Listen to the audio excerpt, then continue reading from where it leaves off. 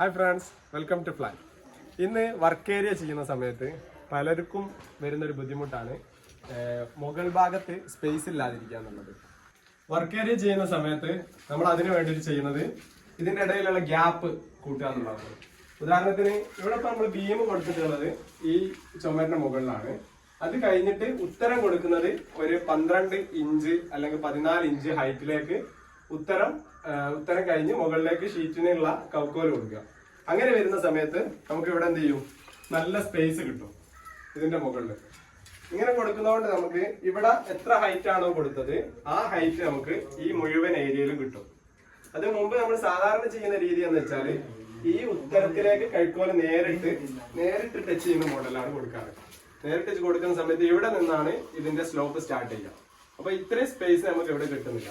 ഇതിന്റെ ഉള്ളിൽ സ്പേസ് കിട്ടാൻ വേണ്ടിയിട്ടാണ് നമ്മൾ എന്ത് ചെയ്തത്, ഇതുപോലെ